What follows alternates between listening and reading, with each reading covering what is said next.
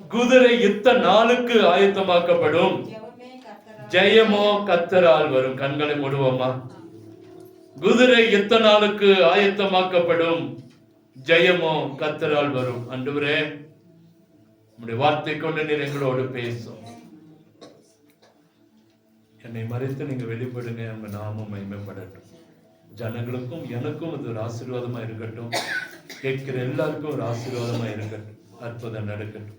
உங்க வல்லமையுள்ள நாமம் மகிமைப்படட்டும், உங்க ராஜ்யம் கட்டப்படட்டும்.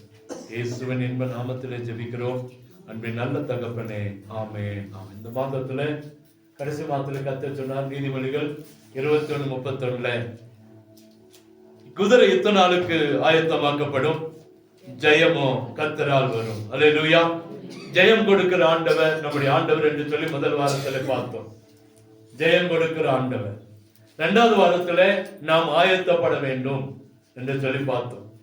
போன வாரத்துல நம்ம பார்த்தோம், நாம் ஆயத்தப்பட எழுந்திருக்க வேண்டும் என்று சொல்லி பார்த்தோம். நம்ம ஆயத்தமாகணும்னா நம்ம இருக்கிற இடத்துல இருந்து எழும்ப வேண்டும் அப்படின்னு சொல்லி பார்த்தோம். எதெல்லாம் எழும்பணும், எங்கெல்லாம் இருக்கிறோம், எங்கெல்லாம் நம்ம எழும்பி வரணும் அப்படின்னு சொல்லி நம்ம பார்த்தோம். இந்த வாரம் மீண்டுமா இயேசுவின் ஜெயத்தை பெற்றுக்கொள்ளுங்கள் என்கிறதான தலைப்புல, இயேசுடைய அற்புதத்தை பெற்றுக்கொள்ளுங்கள், இயேசுடைய அன்பை பெற்றுக்கொள்ளுங்கள் தான் ஒரு தலைப்புல இந்த வாரத்துல நம்ம ஜெயமோ கர்த்தரால் வரும் என்றுதானே அந்த ஒரு லைனை நாம் மீண்டுமா நாம் பார்க்க போகிறோம்.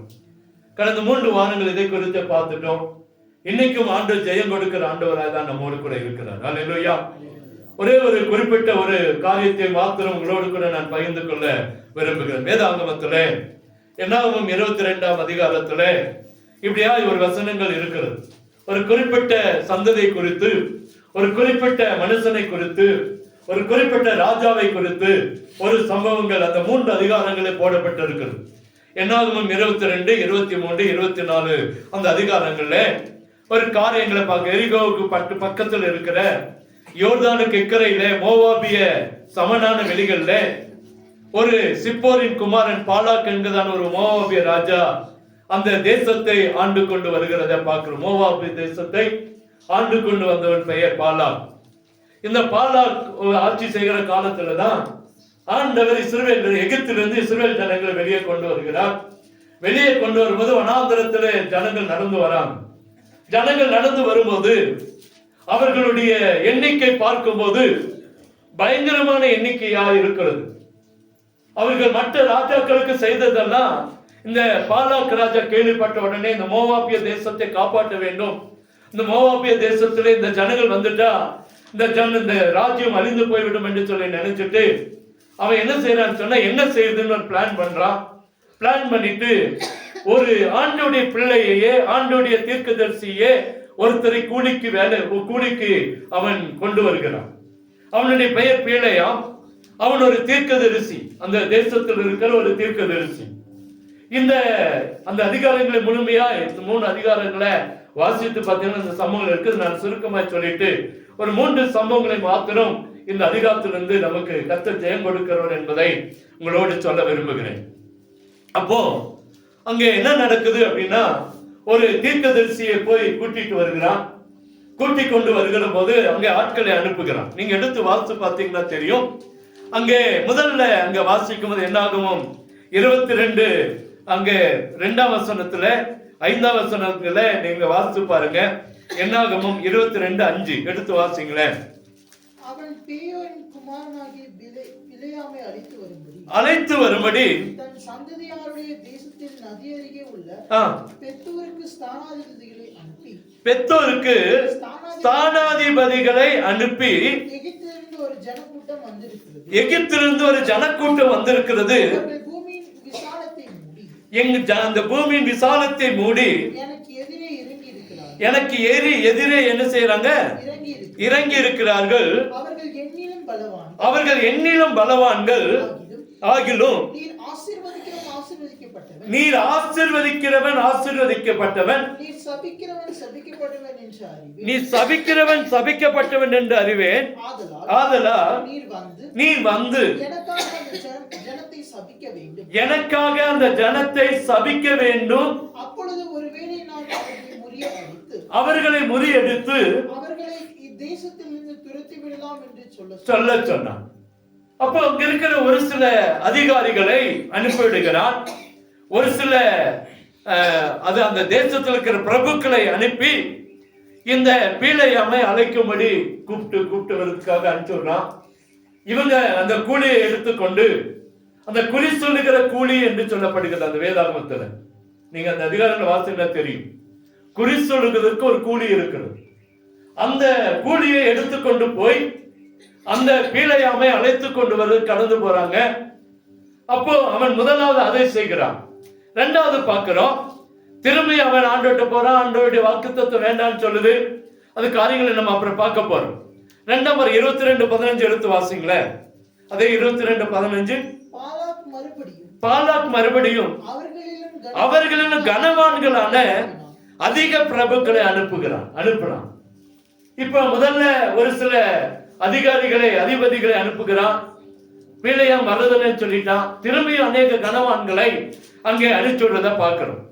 இந்த கனவான்கள் போன உடனே அதே போலதான் அவன் சொன்னா, நான் என்னால வர முடியாது, ஆண்டவர்கிட்ட போய் கேட்டாதான் நான் வர முடியும், ஆண்டவர்கிட்ட போய் கேட்டு ஆண்டவர் உத்தரவு கொடுத்தாதான் வர முடியும். அடுத்தது அதே 22ஆம் அதிகாரம் 36-37 வசனங்களை வாசிங்களேன். பாருங்க. அப்புறம் ஆண்டவர்கிட்ட போய் கேட்கிற, ஆண்டவர் சொன்ன நீ போ, ஆனா நான் சொல்றதுதான் நீ என்ன செய்யணும், சொல்லணும். சொன்ன அனுப்பிச்சுடுறாரு. அப்ப இவன் போயிடுறான். வழியில நடக்கிற சம்பவங்கள்லாம் நமக்கு தெரியும். இவன் போன உடனே 36ஆம் வசனம், பீலையாம் வருகிறதை கேட்ட மாத்திரத்துல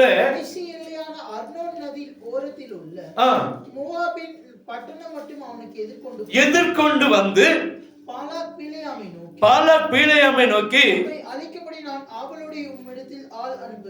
ஆள் அனுப்பவில்லையா? என்னிடத்தில் வராமல் இருந்தது என்ன? ஏற்ற பிரகாரமாக உம்மை நான் கனம் பண்ண மாட்டேனா என்றான். பாருங்க, இவன் போறான். ஒரு ராஜாவே ஒரு தீர்க்கதரிசி தேடி ஓடி வரான். ஓடி வந்து, ஏப்பா நான் அன்னைக்கு கூப்பிட்டனே, நீ வரமாட்டேன்ட்டியே, நீ வந்ததை உனக்கு செய்ய வேண்டியது நான் செஞ்சிருக்க மாட்டேனா என்று சொல்லி கூட்டிட்டு போறான். 40ஆவது வசனத்தை வாசித்து பார்த்தீங்கன்னா உங்களுக்கு ஒரு பெரிய விருந்தெல்லாம் செய்யலாம். பெரிய விருந்தெல்லாம் செஞ்சு அவனை கனப்படுத்தத நம்ம பார்க்கிறோம். அதை என்னாகும் 23 அங்க போன உடனே பார்க்கிறோம். இவன் கூட்டிட்டு போறான். அங்க அவனுக்கு விருந்து வைக்கிறாங்க. 23ஆம் அதிகாரத்துக்கு வந்துட்டீங்கன்னு சொன்னா 23:1-2 வாசிக்கும் போது, சரி இவங்களை சபிக்கணும் அப்படின்னா அவன் ஒரு இடத்த கூட்டிட்டு போய் காட்டுற, அந்த இடத்துல இருந்து அவங்கள சபிச்சிடு அப்படின்னு சொல்றான். அவன் போன உடனே சொல்றான், அந்த 40ஆம் வசனம், அந்த 41ஆம் வசனத்தை பார்த்தீங்கன்னா, மறுநாள் காலமே பாலாக் பீலையாமை கூட்டிக் கொண்டு அவனை பாகாலுடைய மேடுகளில் ஏற பண்ணினான். பாகாலுடைய மேடுகளில் ஏற பண்ணினான். அவிடத்திலிருந்து பீலையாம் ஜனத்தின் கடைசி பாளையத்தை பார்க்கிறான். ஃபுல்லா பார்க்கிறான். அந்த ஜனங்கள் முழுமையா பார்க்கிறான். பார்த்த உடனே இவன் சொல்றான், சரி ஒரு பலிபீடத்தை கட்டுங்க. 7 பலிபீடத்தை கட்டி 7 பலிபீடத்துல ஒரு காலையும் ஒரு கண்டுக்குட்டி அடிக்கணும். ஒவ்வொரு பலிபீடத்துக்கும் ஒரு காலை, ஒரு கண்டுக்குட்டி. 7 பலிபீடத்துக்கு 14 மிருகங்கள் அடிக்கப்பட்டான். அங்கே வசனம் வாசிக்கிறோம். அங்கே பெரிய விருந்து உண்டாக்குறான். அவன் அந்த ஜனங்களை கூட்டிட்டு போய் பார்க்கிறான். அந்த என்னாகமம் 1-2 பார்க்கிறோம். எல்லாத்தையும் பார்க்கிறான். அங்கே ஒரு பலிபீடத்தை கட்டுறான். பலிபீடத்தை கட்டிட்டு ஆண்டவரிடத்துல எல்லாரையும், அந்த 22-41 வாசிக்கிற எல்லாரையும் பார்க்கிறான். 23:1-2 பார்க்கிறோம். அங்கே ஒரு பலிபீடத்தை கட்ட 23:14 பார்க்கிறோம். கடைசி பாளையத்தை மாத்திரம் பார்க்கிறான். அப்போ 23 அந்த அதிகாரங்களை பார்க்கிறோம். 27, 28, 29 வசனங்களை நீங்க பார்த்தீங்கன்னு சொன்னா, அவன் 2ஆம் விசை அவனை கூட்டிட்டு போய் இன்னொரு இடத்துல நிக்க வச்சு, அங்க இருந்து அங்க ஃபர்ஸ்ட் போய் பார்த்த உடனே ஆண்டவர் அவனோடு பேசுறார், நீ என்ன செய்ய வேண்டாம், சபிக்க வேண்டாம். சரி, இவன் ராஜாட்ட சொல்லிட்டான். மீண்டும் கூட்டிட்டு போய் இன்னொரு இடத்துல கூட்டிட்டு போய் காட்டுறான். 22:9 வசனங்கள் வாசிங்களேன். இல்ல சாரி, 23:13-14.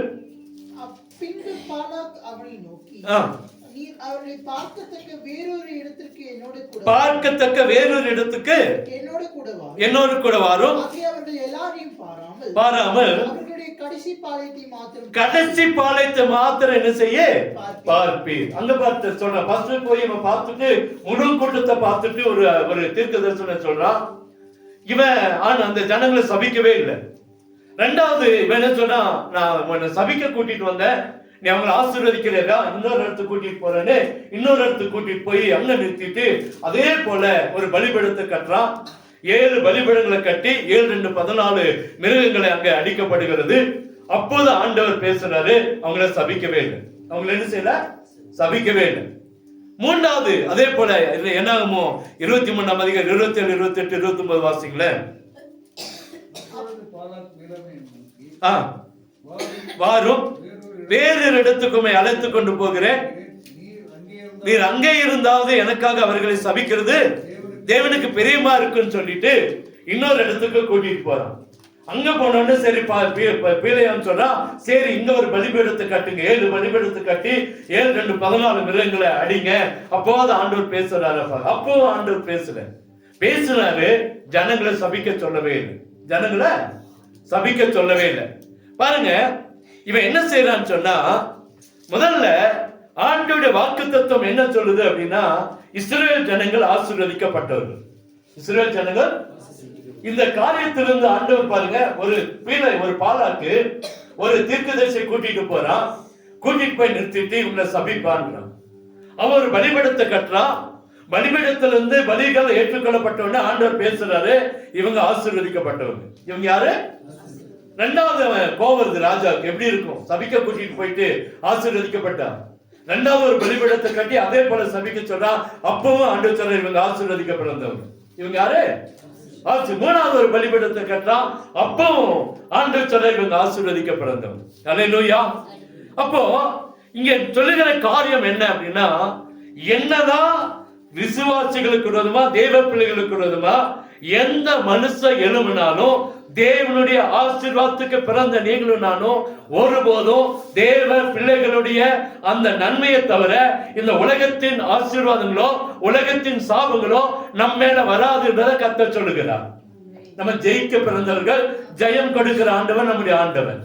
இங்க நடக்கிற சம்பவம் அதான். போய் ஒரு பலிபீடத்தை கட்டிட்டு ஆண்டவர்கிட்ட கேட்கிறா. ஆண்டவர் சொல்றாரு, இவங்க ஆசீர்வதிக்க பிறந்தவங்க. ரெண்டாவது முறை ஆசீர்வதிக்க பிறந்தவங்க. மூணாவது முறையை சொல்றாரு, இவங்க ஆசீர்வாதத்தை பெற்றுக்கொள்ள பிறந்தவர்கள். அல்லேலூயா.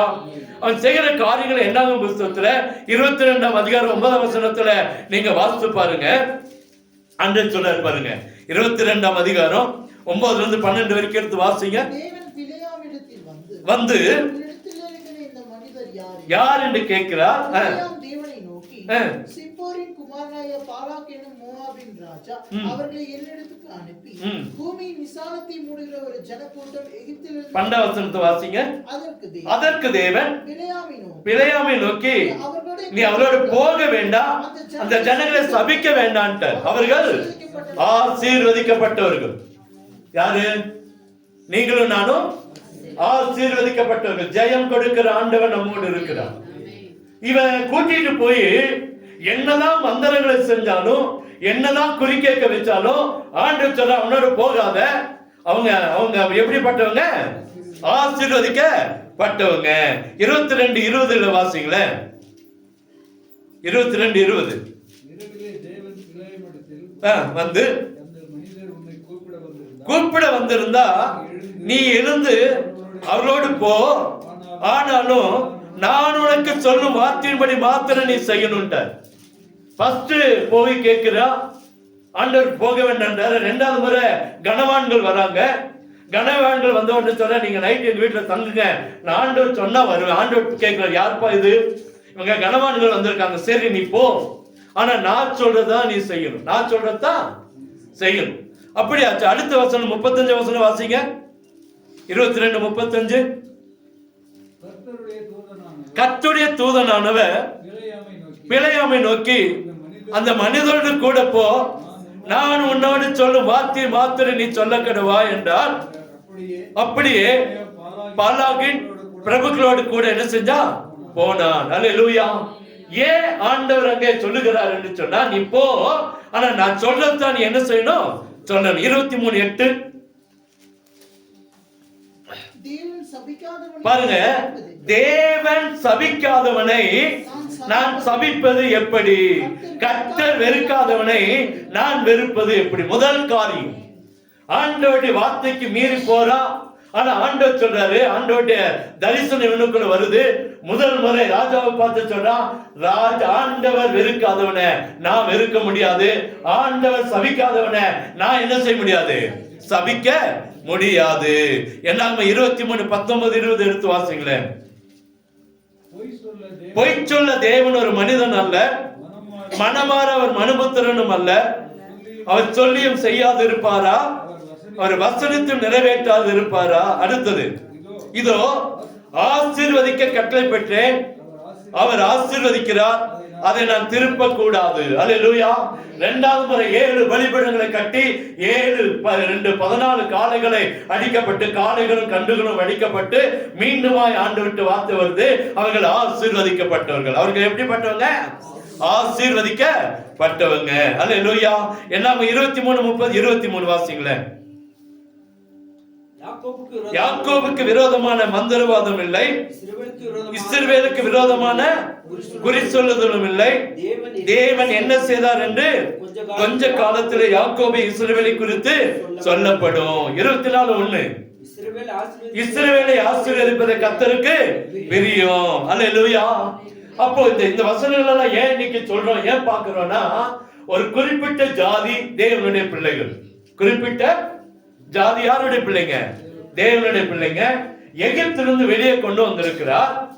ஏற்கனவே அடிமைத்தனத்திலிருந்து, பிரச்சனையிலிருந்து, போராட்டத்திலிருந்து வெளியே கொண்டு வந்திருக்கிறார். அந்த நேரத்தில் கர்த்தருடைய பாதுகாப்புக்குள்ள இருக்கிற ஜனங்கள், கர்த்தரால் நடத்தப்படுகிற ஜனங்கள், கர்த்தர் ஒரு தலைவரை நியமித்து அவர்கள் மூலமாக நடத்தப்படுகிற ஜனங்களை, எந்த ஜனங்கள் இந்த குறிப்பிட்ட இந்த மோவாபிய இந்த மோவாபிய தேசத்தின் ராஜா ஒரு பெரிய காரியத்தை செய்ய விரும்புகிறான். என்ன என்று சொன்னா, அவர்களை சபிக்கணும். அவர்கள் என்ன செய்யணும்? சபிக்கணும். அதுக்காக கூலி பொருத்தி ஒரு தீர்க்கதரிசி கொண்டு வந்து வைத்திருக்கிறான். தீர்க்கதரிசியின் வாயிலே சபிக்க வேண்டும் என்று எதிர்பார்க்கிறான். ஆனால் தீர்க்கதரிசியின் வாயிலே கர்த்தர் ஆசீர்வாதத்தை கட்டளையிடுகிறார். அல்லேலூயா. நான் கடைசிக்குள்ள வந்துட்டோம். அங்கே நிலைமை என்ன அப்படின்னா, 24:1 இஸ்ரவேலை ஆசீர்வதிப்பதை கர்த்தருக்கு பிரியம். இன்னைக்கு உங்களையும் என்னை பார்த்து கர்த்தர் சொல்கிறார், ஆசீர்வதிப்பது கர்த்தருக்கு பிரியம். இங்க இருக்கிற ஒவ்வொருவரையும் கர்த்தர் ஆசீர்வதிக்க பிரிய வைத்திருக்கிறார். ஒருவேளை நமக்கு விரோதமாய் ஒரு பெரிய கூட்டம் கூட இருக்கலாம், ஒரு பெரிய மந்திரங்கள் செய்யலாம், ஒரு தந்திரம் வைக்கலாம், ஒருவேளை நிறைய சூனியத்தை வைக்கலாம், நிறைய காரியங்களை செய்யலாம். ஆனா ஆண்டவர் சொல்றாரு, நீங்களும் நானும் ஆசீர்வதிக்க பிறந்தவர்கள். மறந்துடக்கூடாது. ஜெயம் கொடுக்கிற ஆண்டவர் நம்மோடு கூட இருக்கிறார். எத்தனை விதத்துல அங்க பாருங்க, வித்தியாசம். ஒரு இடத்துல நின்று காட்டுறான், முழு கூட்டத்தையும் பார்க்கிறான். இங்கேயாவது சபிக்கல. ரெண்டாவது முறை கூட்டிட்டு போய் அந்த ஜனங்களை கொஞ்சம் பேரை மாத்திரம் பாரு, கொஞ்சம் பேரை மாத்திரம் ஒரு பெரிய மலைக்கு கூட்டிட்டு போய் பிற்பகுதியை மாத்திரம் காட்டுறான். இவங்களை மாத்திரம் பாரு, இவங்களை சபிச்சிருப்பா. சபிக்கல. மூணாவது முறை இன்னொரு இடத்துல கூட்டிட்டு போய் அதே போல பலியை செலுத்தி, இங்கிருந்து பாரு ஒரு சின்ன கூட்டம் தெரியும், இவங்களையாவது சபிச்சிரு. அவனுடைய என்ன, ஒரு காரியத்தை சபிச்சுட்டா முழு இஸ்ரவேலும் சபிக்கப்பட்டுரும். முழு இஸ்ரவேலும் சபிக்கப்பட்டுரும். ஒரு சின்ன பிரச்சனை வந்தா முழு குடும்பமும் பாதிக்கப்படும். ஒரு சின்ன வியாதி வந்தா முழு சரீரமும் பாதிக்கப்படும். முழு குடும்பமும் சமாதானத்திலிருந்து வெளியே போயிடும். அதனால இவங்க ஆசீர்வாதத்தை இழந்து போவாங்க. பிசாசுடைய தந்திரம் எப்படியாவது இஸ்ரவேல் ஜனங்களை சபிச்சிடணும். இஸ்ரவேல் ஜனங்கள் நிர்கதையா நிக்கணும். பிசாசு பெரிய யுத்தத்தை, பெரிய காரியத்தை செய்கிறான். ஆனா ஆண்டவர் அவர்களோடு கூட இருக்கிறார். 3 இடத்திலும், ஒரு இடத்துல மாத்திரம் இல்ல, 2 இடத்துல மாத்திரம் இல்ல, 3 இடத்திலும் கர்த்தர் அவர்களை பாதுகாக்கிறத இங்க ஆச்சரியமா பார்க்க முடியும். அல்லேலூயா. நமக்கு எந்த விதத்துல செய்தாலும் சரி, எந்த விதத்துல சூனியங்கள் வைத்தாலும் சரி, எந்த விதத்துல மந்திரங்கள் செய்தாலும் சரி, எந்த விதத்துல நம்மளை கெடுக்க நினைத்தாலும் சரி, கர்த்தர் நமக்கு ஜெயம் கொடுக்கிறவராய் இருப்பார். சந்தோஷமா இல்லையா? எந்த விதத்திலும் 3 இடத்துல கூட்டிட்டு போய் வச்சு காட்டுறான். நாங்க ரட்சிக்கப்பட்ட ஒரு புதுசுல எங்க பாஸ்டர் கூட நாங்க 3 பேர் இருப்போம். 3 பேர் சின்ன சின்ன பசங்க. எங்க பாஸ்டர் எங்க வேணும் எங்களை கூட்டிட்டு போவார். பேய் போட்டதுக்கு சரி எல்லாம் எடுத்து கூட்டு போவார். ஒரு நாள் சூனியத்தை பத்தி சொல்றாரு, இப்படியெல்லாம் வைப்பாங்க தம்பிங்களா அப்படின்னு சொல்லிட்டு போறாரு. அப்ப என் கூட இருந்து ஒரு பையன் சொன்னா, ஆனா எங்க வீட்டுல நடந்த ஒரு சம்பவத்தை சொல்லட்டுமான்னு கேட்டான். சொல்லுப்பானார். அவங்க வீட்டுக்கு பக்கத்து வீட்டுல அவங்க குடியிருக்கிற வீடு இந்த 5 வீடுக்கு ஒரு லைனா இருக்கும். ஒரு 20 வீடு இருந்துச்சு அந்த ஏரியால. அப்ப அந்த ஒரு பக்கத்து வீட்டுக்கு சண்டை. இந்த ஒரு ஆள் இந்த சண்டை போட்ட வீட்டுக்கு சூனியம் வைக்கணும். என்ன வைக்கணும்? சூனியம் வைக்கணும். ஆனா அந்த குடும்பம் சபைக்கு வர ஒரு குடும்பம். அதனால பக்கத்து வீட்டுல பிரச்சனை. புதுசா ரசிக்கப்பட்டு சபைக்குள்ள வராங்க. அப்போ இந்த ஒரு ஆளு அந்த பக்கத்து வீட்டுல இருக்கிறவன் ஒரு பையனை ஏற்பாடு பண்ணிட்டான்.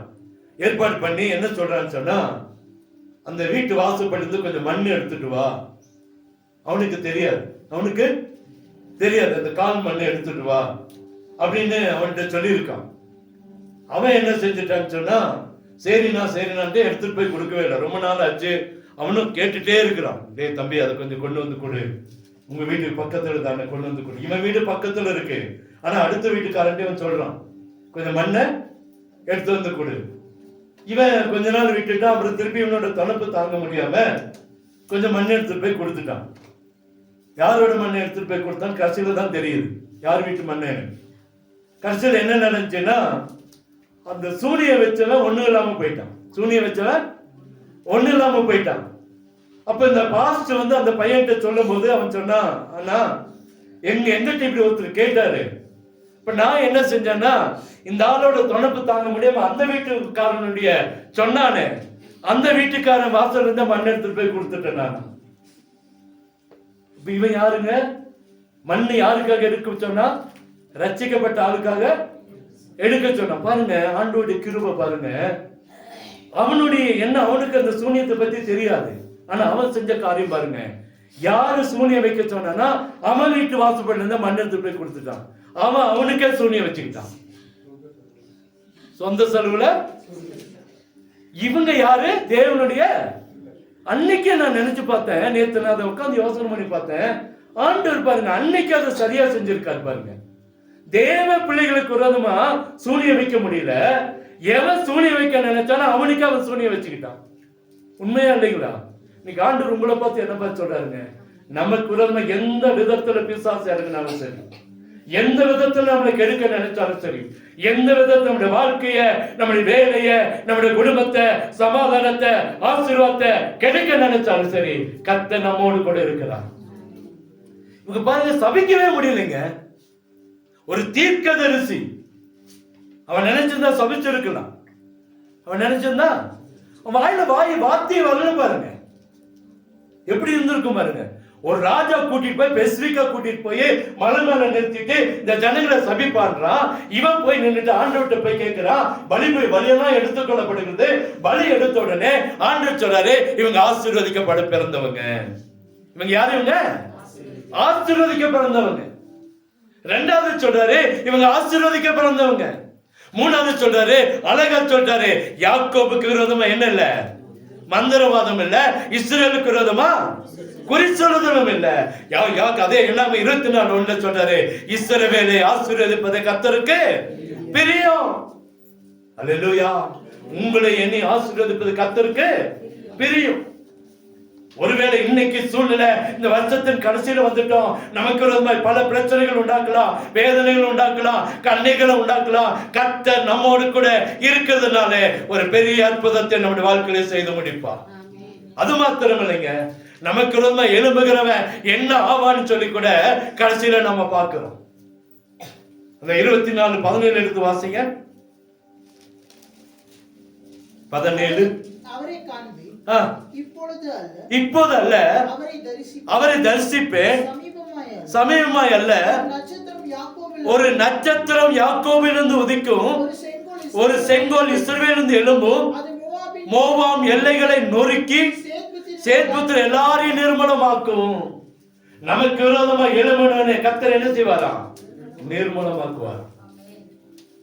அல்லேலூயா. அப்ப இந்த காரியத்திலிருந்து நம்ம கற்றுக்கொண்ட காரியம் என்னன்னா, நம்மளை அழைத்தவர் கைவிட மாட்டார். எதற்காக எகிப்திலிருந்து அடிமைத்தனத்திலிருந்து எதற்காக உங்களை என்னை வெளியே கொண்டு வந்தாரோ அந்த நோக்கத்தை கர்த்தர் நிறைவேற்றுவார். இடையில எத்தனை பிரச்சனைகள் வந்தாலும், எத்தனை வேதனைகள் வந்தாலும் எதுவும் நம்மளை சேதப்படுத்த முடியாது. எத்தனை காரியங்கள், சாபங்கள் வந்தாலும், சூனியங்கள் வந்தாலும், மந்திரங்கள் வந்தாலும் கர்த்தர் நம்மை கைவிட மாட்டார். நீங்களும் நானும் ஆசீர்வதிக்க பிறந்தவர்கள். ஜெயம் கொடுக்கிற தேவன் நம்மோடு கூட இருக்கிறார். குதிரை யுத்த நாளுக்கு ஆயத்தமாக்கப்படும், ஜெயமோ கர்த்தரால் வரும். தேவ பிள்ளைகளுக்கு ஜெயத்தை கர்த்தர் பரலோகத்திலிருந்து தர விரும்புகிறார். புரியாத போல இருக்கலாம், ஆனா ஒரு காரியம் நன்றா தெரிகிறது. எத்தனை ராஜாக்கள் எழும்பினாலும், எத்தனை மந்திரவாதிகள் எழும்பினாலும், எத்தனை தீர்க்கதரிசிகள் விரோதமாய் நமக்கு விரோதமாய் எழும்பினாலும் அவங்க வாயிலிருந்து நம்மளை சபிக்க ஒரு வார்த்தை கர்த்தர் விடவே மாட்டார். சபிக்கணும்னு நினைக்கிறவங்க கூட சபிக்க முடியாதுங்க. சபிக்க இவங்களை கெடுத்தணும் நினைக்கிறவங்க கூட கெடுத்து போட முடியாது. வேதனைப்படுத்தணும், வெட்கப்படுத்தணும், அவமானப்படுத்தணும் நினைக்கிற இடத்துல கூட கர்த்தர் நமக்கு ஜெயத்தை கர்த்தர் தருவார். அல்லேலூயா. தேவனை மாத்திரம் விடாம பிடித்துக் கொள்வோம். இன்னைக்கு நிறைய பேர் சொல்லுவாங்க, வாழ்க்கையில பிரச்சனை வந்துச்சா, வேதனை வந்துச்சா, நிறைய பேர் சொல்றாங்க அங்க போய் பார்க்கலாமா, இங்க போய் பார்க்கலாமான்னு சொல்லுவாங்க. தயவு செய்து சொல்றேன், தேவனை விட்டு தூரம் போகவே வேண்டாம். நிறைய பேர் சொல்லுவாங்க அங்க போய் பார்த்தா கட்டு உடைச்சிடலாம், இங்க போய் பார்த்தா பிரச்சனை வந்துடலாம். ஒரு பையன் பிரச்சனை, உடனே அவங்க அக்காட்ட சொன்னாங்களாம், இவனை கூட்டிட்டு போய் ஒரு இடத்துல காட்டலாமே, இவன் இப்படியே பண்ணிட்டு இருக்கிறான், இவனை கொண்டு போய் அவன் வேற இடத்துல. அந்த பொண்ணு சொன்னலாம், நான் ஆண்டோடைய பிள்ளை, நாங்கள் அப்படி செய்ய மாட்டோம். ஒரு நாள்ல எனக்கு பேசிட்டு இருக்கும்போது சொன்னாங்க, என்ன சொன்னாங்க பாஸ்டர், நான் ஒருபோது போகவே. அதுதான் நல்ல விசுவாசி, நல்ல விசுவாசி. ஏன்னா தேவன் நமக்கு சொல்றா, நமக்கு மந்திரம் வச்சாலும் அது சாதிக்க முடியாது. விரோதமான குறி சொல்றது இருந்தாலும் நம்மளை எதுவும் சேதப்படுத்த முடியாது. இஸ்ரவேல் ஜனங்களை அழைத்தார், எத்தனையோ தடைகள் வந்தது, ஆனா எத்தனையோ ராஜாக்கள் எழுப்பினாங்க, அவங்களை சபிக்கவே முடியல. ஏன் தெரியுமா? அவர்கள் தேவனுடைய பிள்ளைகள். நீங்களும் நான் அதே போலதான். தேவ அநேக பிரச்சனை மத்தியில, வேதனை மத்தியில, கண்ணீர் மத்தியில உங்களை என்னை கர்த்தர் வெளியே கொண்டு வந்திருக்கிறார். ஒருபோதும் வெட்கப்பட்டு போக கர்த்தர் விடவே மாட்டார். நமக்கு ஒருவனும் சூனிய வைக்கவோ மந்திரம் வைக்கவோ முடியாது. கர்த்தருடைய கரை நம்மோடு இருக்கும். கர்த்தருடைய அந்த அங்க அழக சொல்லப்படுது, அந்த வாயில ஆசீர்வாதத்தை மாத்திரம் தான் சொன்னார், அவருடைய சாபம் வரவே இல்லை. இந்த ராஜா கடைசியில சொன்னா, ரெண்டு கையை தட்டுறான், மூணாவது மேல நின்றுட்டு பயங்கர கோபம். உன்னை நான் ஆசீர்வதிக்க கூப்பிடலடா, உன்னை எதுக்கு கூப்பிட்டேன்? சபிக்க கூப்பிட்டேன். நல்ல வேலை செஞ்ச. நான் ஆசீர்வதிக்க சொன்னா, சபிக்க சொன்னா நீ ஆசீர்வாதத்தை சொல்லிக்கிற ஓடி போயிருந்தான். உனக்கு தர வேண்டிய நிறைய காரியத்தை செய்யணும்னு நினைச்சேன், ஒண்ணு தரமாட்டேன், ஓடி போயிரு. கண்ணு முன்னாடி நிக்காத. வெட்கப்பட்டு போக கர்த்தர் உதவி செய்வார். அல்லேலூயா. நமக்கு விரோதமா எழும்புகிறவர்களை கர்த்தர் வெட்கப்பட்டு போக கர்த்தர் உதவி செய்வார். அந்த வசனம் 24:17 சொல்லுது, அவர்கள் நிர்மலமாய் போனார்கள் என்று சொல்லப்படுகிறது. உங்களையும் நீ கர்த்தர் ஜெயமாய் நிறுத்துவார். இன்னைக்கு கலங்கி இருக்கீங்களா? பிரச்சனையோடு இருக்கீங்களா? வேதனையோடு இருக்கீங்களா? எங்க வாழ்க்கை என்னவா முடியும்? எங்க குடும்பம் என்னவா முடியும்? தோற்று போய் நிக்கிறோமே, வெட்கப்பட்டு நிக்கிறோமே, போராட்டத்தோடு நிக்கிறோமே நிக்கிறீங்களா? கர்த்தர் உங்களை பார்த்து சொல்கிறார், நீங்கள் ஒருபோது வெட்கப்பட்டு போதில்லை, ஜெயம் கொடுக்கிறவர் நம்மோடு இருக்கிறார். கண்களை மூடுவோமா? பாலாக்கு ராஜா வேலையாமை கூலிக்கு பொருத்தி இஸ்ரேல் ஜனங்களை சபிக்க வைக்க நினைச்சான். ஒரு இடத்துல கூட சாபத்தை அவன் வாயிலிருந்து கர்த்தர் போடவே இல்லை. சபிக்க வைக்க கர்த்தர் அங்கே கிரியை செய்யவே இல்லை. 3 முறையும் முதல்ல ஒரு 14 மிருகம் அடிக்கப்படுகிறது, இரண்டாவது ஒரு 14 மிருகம் அடிக்கப்படுகிறது, மூன்றாவது ஒரு 14 மிருகம் அடிக்கப்படுகிறது. 7 பலிபீடங்கள் 7 பலிபீடங்கள் கட்டப்படுகிறது, பலி கொடுக்கப்படுகிறது. எந்த இடத்திலும் கர்த்தர் ஜனங்களை விட்டு கொடுக்கவே இல்லை. எந்த இடத்துல கர்த்தர் ஜனங்களை விட்டு கொடுக்கவே இல்லை. அவன் பரவி பாய்கிற ஆறுகள் என்று சொல்லுகிறத பார்க்கிறோம். உங்களை கர்த்தர் அழைத்தது ஆசீர்வதிக்கதாங்க. இன்னைக்கு இருக்கிற சூழ்நிலை கர்த்தர் மாற்றி போடுவாருங்க. ஐயா, அம்மா, தம்பி, உங்க வாழ்க்கையில் இருக்கிற பிரச்சனை மாறும். உங்க வாழ்க்கையில் இருக்கிற வேதனை மாறும், கண்ணீர் மாறும், கவலை மாறும், துக்கம் மாறும், துன்பங்கள் மாறும். நம்பிக்கையோடு காத்திருங்க. வேற எந்த குறுக்கு வழியில போக முயற்சிக்காதீங்க. அவன் சொல்றான், இவன் சொல்றான்னு சொல்லி வேற எங்கேயும் போய் உங்களை தாழ்த்தி உட்கார்ந்துடாதீங்க. உங்களை அழைத்தவர் உண்மையுள்ளவர். எங்களை அழைத்தவர் உண்மையுள்ளவர். நம்மை அழைத்தவர் உண்மையுள்ளவர். கைவிடவே மாட்டாருங்க. எவ்வளவு ஆச்சரியம் பாருங்க. ராஜாட்ட போய் நிக்கிறான். பலிபீடம் கட்டப்பட்டு இருக்கிறது, காளைகள் பலி செலுத்தப்பட்டு இருக்கிறது. அதன் நடுவில் கர்த்தர் பேசுகிறார். இஸ்ரவேல் ஜனங்கள் ஆசீர்வதிக்கப்பட்டவங்க. இரண்டாம் முறையும் சொல்றாரு, இந்த ஜனங்கள் ஆசீர்வதிக்கப்பட்டவங்கப்பா. மூணாவது முறை உறுதிப்படுத்துகிறார், இந்த ஜனங்கள் ஆசீர்வதிக்கப்பட்டவங்க. இந்த கடைசி நாள் உங்களை பார்த்து என்னை பார்த்து கர்த்தர் சொல்கிறார், நீங்களும் நான் ஆசீர்வதிக்க பிறந்தவர்கள். பிசாசு பல தடைகளை கொண்டு வரானா, குழப்பத்தை கொண்டு வரானா, போராட்டத்தை கொண்டு வரானா, குடும்பத்தை சிதைக்க பிரச்சனைகளை உருவாக்குறானா, வேதனைகளை கொண்டு வரானா, பயப்படாதீங்க. கர்த்தர் நம்மோடு இருக்கிறார். சோர்ந்து போக பண்ணுவான், வேதனைப்படுத்துவான், வெட்கப்படுத்த நினைப்பான், தொட்டு போக வைக்க நினைப்பான். ஜெயம் கொடுக்கிறவர் நம்மோடு இருக்கிறார். ஜெயமோ கர்த்தரால் வரும். மனுஷன் அல்ல, பாலாக்கல்ல, பீழையாம் அல்ல, தேவனிடத்திலிருந்து வரும் ஜெயம். நமக்கு, உங்களுக்கும் ஜெயம் தேவனிடத்திலிருந்து வரும். கெடுக்க நினைக்க உங்களுக்கு எழுமணுங்க, நிர்மலமாய் போவார்கள் என்று கர்த்தர் சொல்லுகிறார். தீர்க்க தரிசனமா வச்சுங்க. உங்களுக்கு விரோதமா மந்திரவாதம் இல்ல, உங்களுக்கு விரோதமா குறி சொல்லுதல் இல்ல. யாக்கோபுக்கு விரோதமாய் மந்திரம் இல்ல, இஸ்ரவேலுக்கு விரோதமாய் குறி சொல்லுகிறது இல்ல. ஒருவனும் எந்த இடத்துல ஒரு இந்த மந்திரவாதி இல்ல, இன்னொரு மந்திரவாதி, இன்னொரு மந்திரவாதி, இன்னொரு மந்திரவாதி போய் காரியங்களை செய்யறாங்களா? எதுவும் உங்களை சேதப்படுத்த முடியாது, வெட்கப்படுத்த முடியாது. பிசாசு நம்ம சரீரத்தை தொட்டிருக்கானா? பிசாசு நம்ம வேதனை உண்டாக்கி சரீரத்துல பலவீனத்தை உண்டாக்கி இருக்கானா? பயப்படாதீங்க, கர்த்தர் நம்மோடு இருக்கிறார். ஆச்சரியமான காரியம் அந்த சம்பவத்துல. வீட்டுல போய் உட்கார்ந்து வாசித்து பாருங்க. நான் சுருக்கமாக சொல்லியிருக்கேன். ராஜா எழுப்புறான், இஸ்ரவேல் ஜனங்களை சபிக்க நினைக்கிறான். அதுக்கு ஒரு தீர்க்கதரிசி கூலிக்கு பொருத்துகிறான். பலி செலுத்தப்படுகிறது. 3 இடங்களை மாற்றி மாற்றி பலிகள் கொடுக்கப்படுகிறது. 21 இடத்துல பலிகள் கொடுக்கப்பட்டது. 42 உயிர் அந்த மிருகங்கள் அழிக்கப்படுகிறது. எத்தனை காரியங்களை செய்தாலும் வாயிலிருந்து சாபம் வரவே இல்லை. நமக்கு ரொம்ப பெரிய கூட்டமே எழுப்பினாலும், பெரிய சதியை நடந்தாலும் கர்த்தர் நம்மோடு இருப்பான். ஜெயம் கொடுக்கிறவரா நம்மோடு இருப்பான். கலங்காதீங்க, கர்த்தர் பெரிய காரியங்களை செய்வார். ஒரு நிமிஷம் நேர்மூலம் கல்பனையிட்டு, எனக்கு விரோதமாய் உருவாக்கப்பட்டு இருக்கிற ஆயுதங்களை வாய்க்காமல் போக பண்ணுங்க. உட்கார்ந்து ஜெபம் பண்ணுவோமா? கேளுங்க. யாக்கோபுக்கு விரோதமாய் மந்திரவாதம் இல்ல, இஸ்ரவேலுக்கு விரோதமாய் குறி சொல்லுதல் இல்லைன்னு சொன்னீங்களே. எங்க வாழ்க்கையை கெடுக்க நினைக்கிற, எங்கள் வாழ்க்கையை சூனியத்துக்களை மந்திரவாதத்தோடு கொண்டு போயிருக்கிற, எங்கள் வாழ்க்கையை சாதாரணமாய் அல்ல அன்றொரு பல விதமான இடத்துல எங்களை கெடுக்க நினைக்கிற, எங்க பிள்ளைகளுடைய வாழ்க்கையை கெடுக்க நினைக்கிற, எங்க சமாதானத்தை கெடுக்க நினைக்கிற, எங்க நிம்மதியை கெடுக்க நினைக்கிற எல்லா பொல்லாத ஆவிகள் இயேசுவின் நாமத்தினாலே அதமாகி போகட்டும், நிர்மலமாய் போகட்டும். ஆண்டவரை பிடிச்சா அவருடைய முகத்தை நோக்கி பார்த்த கண்கள் பிரகாசம் அடைந்தது. இவைகள் வெட்கப்பட்டு போனதில்லை. இஸ்ரவேல் ஜனங்கள் வெட்கப்பட்டு போகல. அவங்களுக்கு தெரியாமே நடந்துச்சுங்க. இஸ்ரவேலுக்கு ஜனங்களுக்கு தெரியாமே பெரிய ஒரு காரியம் நடந்துச்சு. கர்த்தர் முறியடித்தார். உங்களுக்கு தெரியாம நடந்திருக்கலாம் அல்லது தெரிந்து நடந்திருக்கலாம். கர்த்தர் உங்களை கைவிட மாட்டார்.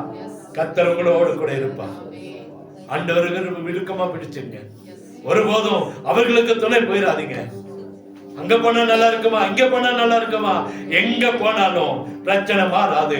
தேவ சமூகத்துல மாத்திரம் தான் பிரச்சனை மாறும். தேவன் தான் உங்களுக்கு ஜெயத்தை கொடுப்பா. உங்களுக்கு ஜெயத்தை கொடுக்க ஆயத்தமா இருக்கிறார். தைரியமா இருங்க. கர்த்தர் உங்களோடு கூட, நம்மோடு கூட, நம் சபையோடு கூட, நம்முடைய குடும்பத்தோடு கூட கர்த்தர் இருப்பா. ஜெயம் கொடுக்கிற தேவன் நம்முடைய தேவன். ஜெயத்தை பெற்றுக் கொள்ளுங்க. ஜெயத்தை பெற்றுக்கொள்ள வாஞ்சையா இருப்போம். நம்முடைய வாழ்க்கையில ஜெயம் கர்த்தரால வரும். எங்களை கிருபையாய் நேசிக்கிற அன்பின் நல்ல தகப்பனே, ஒரு பெரிய யுத்தம், ஒரு பெரிய ராஜா, ஒரு பெரிய சதி, ஆனா தேவ பிள்ளைகளை நீங்க பாதுகாத்தீங்கப்பா. அது எங்களுக்கு இன்னைக்கு பாடமா வச்சிருக்கீங்க. எங்க சபையிலும் இதை கேட்கிற ஜனங்களும் ஆண்டவரே, ஒருவேளை ஒரு பெரிய சதிக்குள்ள, ஒரு பெரிய சூழ்ச்சிக்குள்ள, ஒருவேளை பெரிய மந்திரம், ஒருவேளை பெரிய சூழியத்தின் ஆவிக்குள்ள கிரியை செய்து பாதிக்கப்பட்டிருக்கலாம், வியாதியில பாதிக்கப்பட்டிருக்கலாம், கடன்ல பாதிக்கப்பட்டிருக்கலாம், ஒருவேளை வறுமை தரித்திரத்துல பாதிக்கப்பட்டிருக்கலாம். ஜனங்களை நீங்க தொடுங்க, ஒவ்வொருவரையும் தொடுங்கப்பா. எதுல பாதிக்கப்பட்டிருக்காங்களோ அதுல ஒரு ஜெயத்தை கொடுங்கப்பா. நீங்க எங்களை சபிக்கல்ல, எங்களை ஆசீர்வதிக்க அழைச்சிருக்கீங்க. நாங்க சாபத்துக்குள்ள போகல, ஆசீர்வாதத்தை அழைக்க, ஆசீர்வாதத்தை கொடுக்க அழைச்சிருக்கீங்க. இருக்கிற ஒவ்வொருவரையும் ஆசீர்வதிங்க. ஒருவேளை சாபங்கள் இருக்குன்னா அதை இப்போது முறியடிங்கப்பா. எல்லா சாபங்கள் முறியடிக்கப்படட்டும், கட்டுகள் உடைக்கப்படட்டும், எல்லா வேதனைகள் மாறட்டும், எல்லா வியாக்குலங்கள் மாறட்டும், கண்ணீர்கள் மாறட்டும். எதுல தடையா இருக்கிறதோ அதையெல்லாம் நடத்தி காட்டுங்கப்பா. விவசாயத்துல தடையா, வேலைகள தடையா, குடும்பத்துல ஆசீர்வாத தடையா, நன்மைகள் தடையா, திருமண தடையா, பிள்ளையோட படிப்பின் தடையா, எந்த காரியங்கள் தடையா இருக்குதோ அதை உடைத்து போடுங்கப்பா. அற்புதம் நடக்கட்டும், அற்புதம் நடக்கட்டும். மேலான ஆசீர்வாதம் ஒவ்வொரு குடும்பத்திலும் தங்கி இருக்கட்டும்.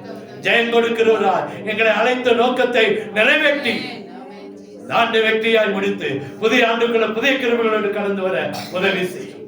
அற்புதம் நடக்கட்டும். வந்திருக்கிற ஒவ்வொரு ஆசீர்வாதம், பிரச்சனை, வேதனை, கண்ணீர், கவலை, துக்கம், துன்பம், போராட்டம் மாறட்டும். சமாதானத்தை கட்டிடுங்க, சந்தோஷத்தை கட்டிடுங்க, நிம்மதியை கட்டிடுங்க, பாதுகாப்பை கட்டிடுங்க. அற்புதம் நடக்கட்டும். நீ ஜெயம் கொடுக்கிற தேவன் என்பதை ஒவ்வொரு குடும்பத்திலும் நிரூபித்து காட்டுங்கப்பா, நிரூபித்து காட்டுங்க. அற்புதம் நடக்கட்டும். இயேசுவின் இன்ப நாமத்தில் ஜெபிக்கிறோம் அன்பின் நல்ல தகப்பனே.